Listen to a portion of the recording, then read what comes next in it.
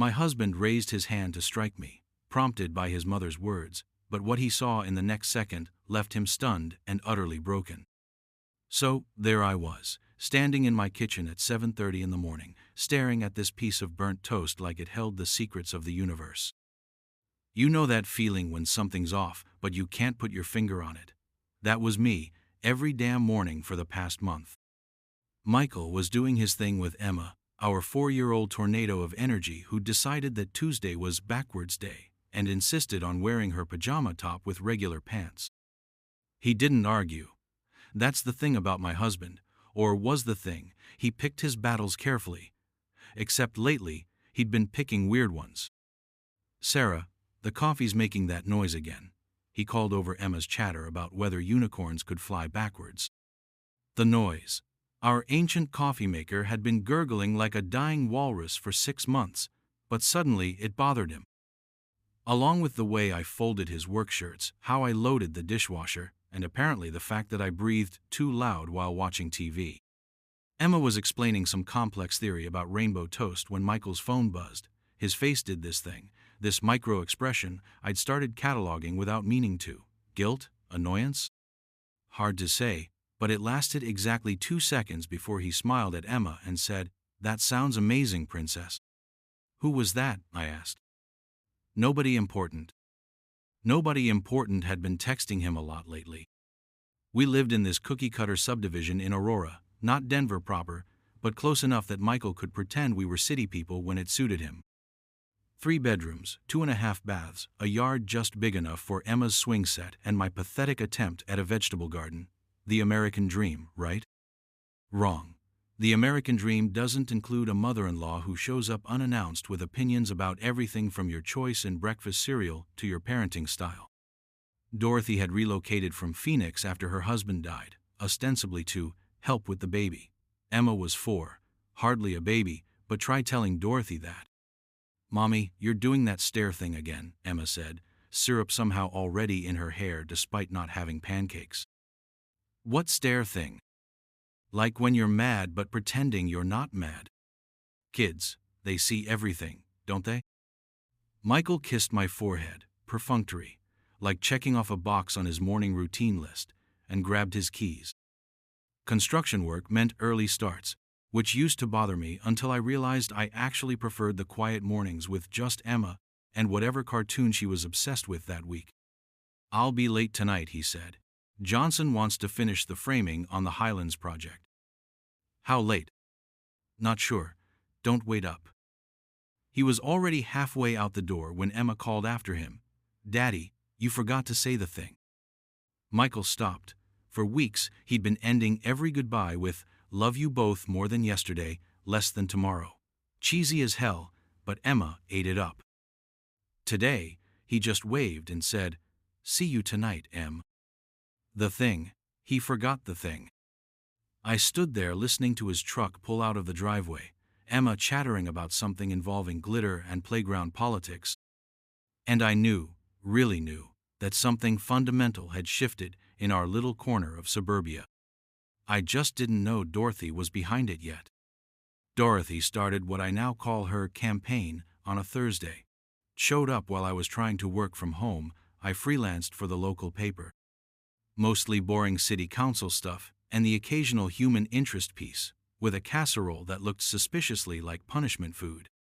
"I thought you might need help with dinner," she said, already making herself comfortable in my kitchen. "Michael mentioned you've been overwhelmed lately." Overwhelmed. When had I seemed overwhelmed? And more importantly, when had Michael and I last had a conversation long enough for him to form that opinion? "Thanks, Dorothy, but I've got dinner handled." "Oh, I'm sure you do, honey." She said honey, the way other people say bless your heart, sweet on the surface, venom underneath. "It's just that Michael works so hard, and Emma needs consistency." She let that hang there while rearranging my spice rack. Apparently, I'd been organizing it wrong for 5 years. The visits became daily. Not long ones, Dorothy was too smart for that. Just quick drop-ins that happened to coincide with Michael's work schedule. A comment here about how tired I looked, a suggestion there about Emma's bedtime routine, casual observations about my habits. You know, Sarah, when I was raising Michael, I made sure to be home every afternoon when he got back from school. Children need that stability. I worked from home. Emma went to preschool 3 days a week. On the day she was home, we did art projects or went to the park or read books until she fell asleep on the couch. But suddenly, Dorothy was cataloging my absences like evidence. "Where were you yesterday around 2?" Michael asked one evening while we were cleaning up after dinner. 2? I don't know. Why? Mom stopped by to see Emma. Said nobody was home. Emma was building a tower with her blocks, humming to herself. I tried to remember Tuesday afternoon. Grocery store? No, that was Monday. Library? Maybe? We might have been at the park. Which park? I don't know, Michael. Does it matter? But I could see it did matter. To him, anyway. Dorothy had planted a seed, and it was sprouting. The questions multiplied. Why did I take my phone into the bathroom? Why was I suddenly secretive about my work assignments? Why did I seem nervous when he came home early? Your mother is turning you into a paranoid freak, I finally said after he questioned me about a phone call I'd answered in the other room. Don't talk about my mother like that. Like what, honestly? She's concerned about our family, Sarah. About Emma. What about Emma? Whether she's getting the attention she needs. Whether her mother is. He stopped, like he'd caught himself about to say something unforgivable. Whether her mother is what? Nothing, forget it. But I couldn't forget it. None of us could forget anything anymore. Every conversation felt like a deposition, every explanation like an excuse. Dorothy had turned our house into a courtroom, and somehow I'd become the defendant without realizing there was a trial. The breaking point, or what I thought was the breaking point, came on a Friday. I'd spent the morning throwing up, something that had been happening on and off for weeks. Stress, I figured. Or maybe that stomach bug Emma brought home from preschool. Dorothy was waiting in my driveway when I got back from dropping Emma off. We need to talk, she said. About what? About the lies you've been telling my son. I actually laughed. Couldn't help it. The whole situation was so surreal, like being accused of a crime in a foreign language. What lies? A woman called yesterday, asked for you specifically. When I said you weren't available, she mentioned something about an appointment being rescheduled. My blood went cold, not because I was hiding an affair, but because I was hiding something else, something that would change everything, if I could just figure out how to say the words out loud. What appointment, Sarah? Dorothy's smile was sharp enough to cut glass. She knew she had me cornered, even if she didn't know why. I don't owe you explanations about my personal business. You do when it affects my son and granddaughter. It doesn't affect them. Doesn't it? Because from where I'm standing, it looks like you're living a double life. And Michael deserves better than a wife who can't tell him the truth. That weekend was like living in a house made of nitroglycerin. Every word, every glance, every normal family interaction felt dangerous. Michael barely spoke to me, and when he did, his voice had this edge, like he was talking to someone he didn't trust. Emma kept asking why everyone was grumpy, and I didn't know what to tell her because I was grumpy. Furious, actually. At Dorothy for her manipulations, at Michael for believing them, and at myself for letting it get this far. Sunday night, after Emma's bath and bedtime story, Michael cornered me in our bedroom. I know about the appointment. My heart did this weird stuttering thing. What appointment? Don't lie to me anymore, Sarah. Mom told me someone called about rescheduling. What's so important that you can't tell your own husband? I could have explained everything right then. Should have. But something in his tone, the accusation, the assumption of guilt, made me defensive instead of honest. I don't owe you a play-by-play of every phone call I receive. Wrong answer. Michael's face went from suspicious to angry. Actually, you do.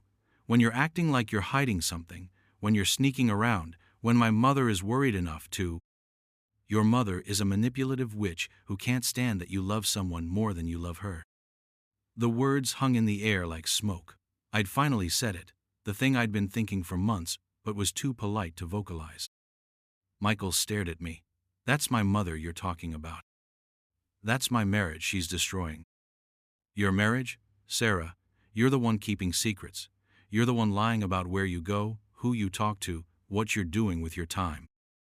I'm not lying. Then what's the appointment for? I opened my mouth, closed it. How do you explain something when you're not even sure you're ready to face it yourself? When the words feel too big and too scary to say out loud? It's personal. Personal how? Just female stuff, medical stuff. Michael's expression shifted slightly. Medical stuff? Sarah, are you sick? For a second, I thought about telling him. But then I imagined Dorothy's reaction, the way she'd find some way to make even this about her, about Michael, about everything, except what it actually was. It's nothing serious, just routine. Routine what? God, Michael, can you just trust me? For once, can you just trust your wife instead of your mother? My mother isn't the one keeping secrets. Your mother is the reason I can't talk to you about anything without it becoming an interrogation. We were yelling now, full volume, wake the neighbors arguing, something we'd never done before in 5 years of marriage. Mommy? Daddy? Emma stood in the doorway, clutching her stuffed elephant, tears streaming down her face. Go back to bed, baby, I said, but my voice was shaky. Why are you fighting? Michael knelt down. We're not fighting, princess. We're just having a grown-up conversation. It sounds scary. I know, but everything's okay. Except everything wasn't okay. Nothing was okay. And it was about to get so much worse. Monday morning came like a death sentence. I had to leave for my appointment, and I still hadn't figured out how to explain where I was going. Michael was in the garage, banging around with his tools like he was trying to demolish something. Emma was at Dorothy's, another thing that had become routine without me really noticing. When I got home that afternoon, they were both waiting, Michael and Dorothy, sitting at my kitchen table like judges at a tribunal. We need to have a conversation, Dorothy said. About what? Michael stood up. His face was stone. About where you were today, about who you were with. I told you, it was medical. Medical appointments don't happen at hotels, Sarah. The lie hit me like a physical blow. What? Dorothy leaned forward, predator sensing weakness. I have a friend who works at the Embassy Suites downtown. She saw you there today, with a man. That's not true. Are you calling my friend a liar? I'm saying she's mistaken. Michael was staring at me like I was a stranger. Sarah, just tell me the truth. Are you having an affair? No, Michael. How can you even ask me that? Because you're lying about something. You've been lying for weeks, and now there's evidence. There's no evidence because there's nothing to find. Then where were you today? I can't. I stopped. How do you explain that you were getting a second opinion about something that might destroy your family anyway? How do you say the words when saying them makes them real? You can't what? I can't tell you right now. Michael's hand went to his hair, that gesture he always made when he was frustrated or angry or confused. But in that moment, with all the tension and accusations and Dorothy's poison filling the air, it looked different. It looked like he was going to hit me. That's when my purse fell. Papers scattered across my kitchen floor like confetti at the world's worst party. Medical forms, appointment cards, insurance paperwork, all the documentation of the nightmare I'd been living in secret for 3 weeks. Michael froze, his hand still raised to his head, his eyes tracking the papers as they settled around our feet. Dorothy was already reaching for them, but Michael was faster. He grabbed the closest sheet, the one with the hospital letterhead that I'd been carrying around like a death warrant. University of Colorado Hospital, he read out loud. Patient, Sarah Collins. Department, Oncology. The word hit the kitchen like a bomb. Oncology. Michael's face went white. Sarah, what is this? I couldn't speak, couldn't breathe. Just watched my husband read the diagnosis I'd been trying to figure out how to deliver for weeks. Serious illness, he whispered. Stage 3, recommended treatment protocol. His voice cracked. Sarah, you have serious illness? Dorothy snatched the paper from his hands. This doesn't prove anything. Anyone can fake medical records these days. Mom. Michael's voice was deadly quiet. Stop talking. But she didn't stop. She never stopped. Michael, honey, you can't just believe. I said stop talking. He turned to me, and I saw everything collapse in his eyes.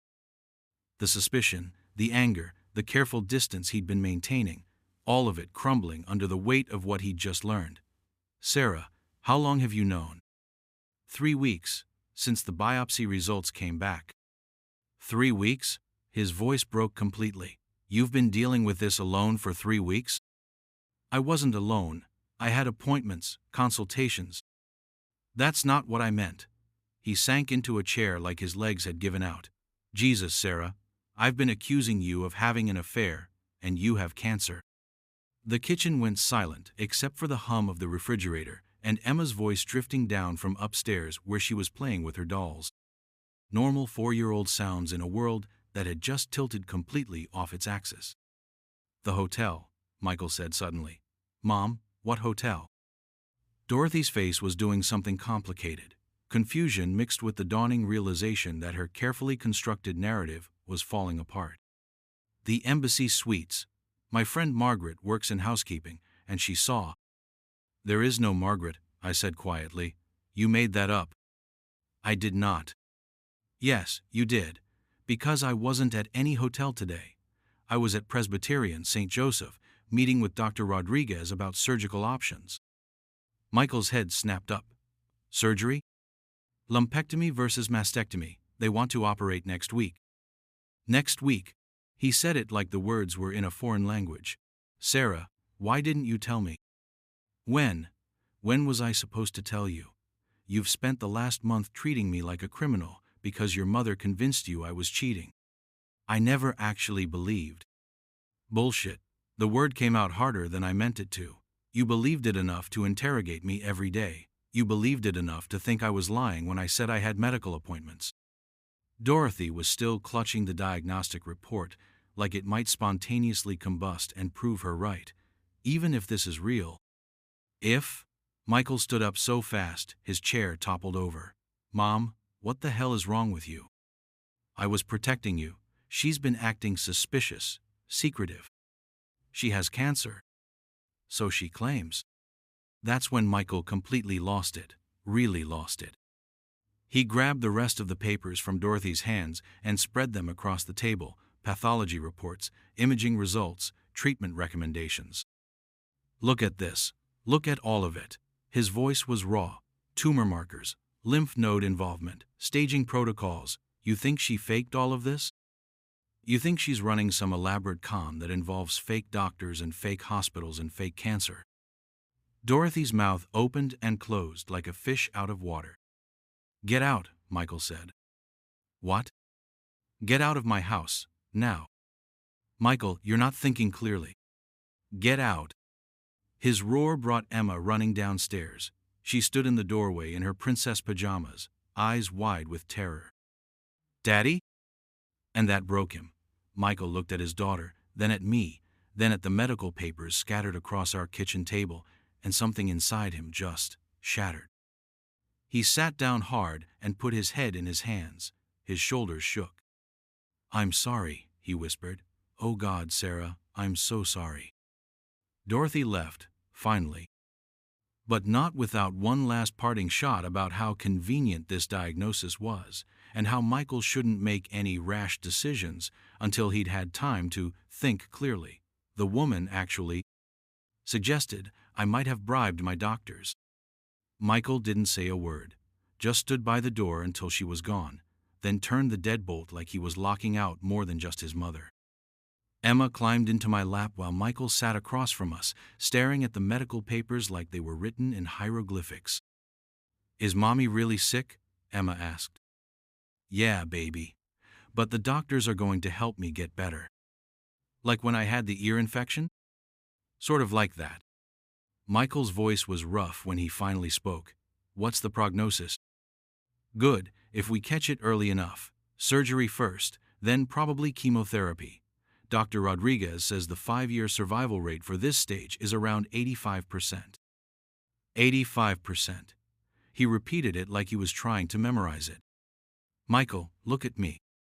He did, and I saw everything. The guilt eating him alive, the fear he was trying to hide from Emma, the love that had somehow gotten buried under weeks of suspicion and manipulation. I should have told you the minute I felt the lump. But I was scared, and your mother was already making you paranoid about everything I did, and I couldn't figure out how to say the words without making everything worse. Sarah. No, let me finish. I was scared and I handled it wrong, but you, God, Michael, for a second there, I thought you were going to hit me. His face crumpled. I would never. But you raised your hand, and in that moment, I wasn't sure. I was going to run my hands through my hair. It's what I always do when I'm frustrated, but I get why. Jesus, Sarah, what kind of husband am I that my wife thinks I might hit her? Emma was getting heavy in my arms, but I didn't want to move. She felt like the only stable thing in a world that had tilted completely sideways. Where do we go from here? Michael asked. I don't know. Surgery is scheduled for Friday. I'll need help with Emma, with everything. I'll be there, for all of it. And your mother? His jaw tightened. My mother is going to learn some very firm boundaries, starting with giving me back her key to this house. That night, after Emma was asleep, Michael and I sat on our back porch and talked until the sun came up. Really talked, for the first time in months. He told me about Dorothy's campaign of whispered doubts, how she'd convinced him that my behavior meant I was having an affair. I told him about the fear, about sitting in doctors' offices alone, about wanting to tell him, but not knowing how when he'd stopped trusting me. I called my brother. I said, last week. That's the phone call Dorothy overheard. I was asking James to come help with Emma during recovery, because I wasn't sure you'd be able to handle it. You thought I couldn't handle it? Michael, you've been treating me like a stranger for weeks. How was I supposed to know you'd want to be there? He was quiet for a long time, watching the sunrise paint the sky in shades of pink and gold. I would have been there, he said finally. Cancer, affair, whatever, I would have been there. I know that now. Michael reached for my hand, and I let him take it. I'm going to make this right. How? However long it takes. Whatever it takes. The surgery went better than expected. Clean margins, no lymph node involvement, about as good as you can hope for when someone's cutting cancer out of your body. Michael was there when I woke up, holding Emma on his lap while she colored a picture of our family with crayons that somehow made everyone purple. How do you feel? He asked. Like I got hit by a truck. A very precise, medically trained truck. Emma held up her drawing. I made you purple because that's my favorite color and you're my favorite mommy. I'm your only mommy. That's why you're my favorite. Recovery was hard. Harder than the surgery in some ways. Chemotherapy made me sick and bald, and so tired I could barely function some days. But Michael was there for all of it, holding my hair back when I threw up, reading to Emma when I was too weak to keep my eyes open, researching treatment options like his life depended on it. Maybe it did. Maybe all our lives depended on it. Dorothy came to the hospital once, right after the surgery. Michael met her in the parking lot. How is she? Dorothy asked. She's alive, no thanks to you. Michael, I was trying to protect. You were trying to destroy my marriage because you couldn't stand that I loved someone more than I loved you. She hasn't been back since. Michael calls her on holidays, brief, polite conversations that Emma sometimes joins. But the daily visits are over, the manipulation campaign has ended, and our house feels like ours again. 18 months later, I'm sitting in the same kitchen where everything fell apart, drinking coffee that's actually still warm, watching Emma practice writing her name for kindergarten. My hair grew back darker than before, almost black now, with silver streaks that Michael says make me look distinguished. I say they make me look old, but I've decided to keep them anyway. The surgery was successful. Chemo was hell on earth, but I got through it. Dr. Rodriguez says my latest scans are clean, no evidence of disease, which is medical speak for the cancer is gone, but we're not going to say cured because we're superstitious that way. Emma doesn't remember much about the bad time, which is probably for the best. She knows Mommy was sick and got better, that Daddy was scared but tried not to show it, that Grandma Dorothy doesn't visit anymore because sometimes grown-ups have disagreements. "Mommy, how do you spell butterfly?" Emma asks, crayon poised over her paper. "Butterfly, like the ones in our garden." She nods seriously and gets back to work. Kids adapt so much better than adults. We should probably learn from them. Michael comes in from the garage, still in his work clothes, smelling like sawdust and summer heat. He kisses the top of my head and sits down across from me. "How was your day?" he asks. "Good, quiet. Emma learned about metamorphosis at school, and now she's convinced our caterpillars are going to turn into dinosaurs." "That would be something." Emma looks up from her drawing. "Daddy, can caterpillars turn into dragons?" "Probably not, Princess, but they turn into something even better." "What's better than dragons?" "Butterflies that can actually fly." She considers this seriously, then goes back to her coloring. Michael and I watch her for a moment, and I see him really look at me, not the suspicious, doubting look from before, but the way he used to look at me when we were dating. Like I'm something worth protecting. "What?" I ask. "Just glad you're here. Where else would I be?" "I don't know, but for a while there, I was terrified I was going to lose you. Not to the cancer, to my own stupidity." "You didn't lose me." "I came close." I reach across the table and take his hand. "But you didn't, we're still here." Sometimes I think about that morning when everything was still normal, when my biggest worry was burnt toast and whether Emma's socks matched. I can't go back to that ignorance, that assumption that bad things happen to other people, but maybe that's not such a terrible thing. Maybe knowing how fragile everything is makes you appreciate what you have. Dorothy was wrong about almost everything, but she was right about one thing. Michael is a good man. Good enough to recognize when he's made a mistake, good enough to fight for what he almost lost, good enough to choose his wife and daughter over his mother's need for control. "Triangle pancakes for breakfast tomorrow?" Michael asks Emma. "Yes, and can we have the syrup that looks like a smiley face?" "Whatever you want, Em." I watch them plan breakfast and think about second chances, about how love isn't just the good times, but the terrible ones too. The times when you have to choose each other over and over again, even when other people try to tear you apart. My phone buzzes. Reminder about my next follow-up appointment with Dr. Rodriguez. I show Michael the message. "I'll drive you," he says. "You don't have to." "I want to.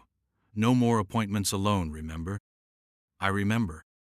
Outside, the sun is setting behind the mountains, turning the sky purple and gold. Emma is humming some song she learned at school. Michael is telling her about the house he's building on the other side of town, and I'm here. Alive, loved, whole, in all the ways that actually matter. Sometimes, the best endings aren't about everything going back to normal. Sometimes, they're about everything becoming something better than you thought possible. Even when it starts with cold coffee and raised hands and secrets that almost destroy everything. Especially then.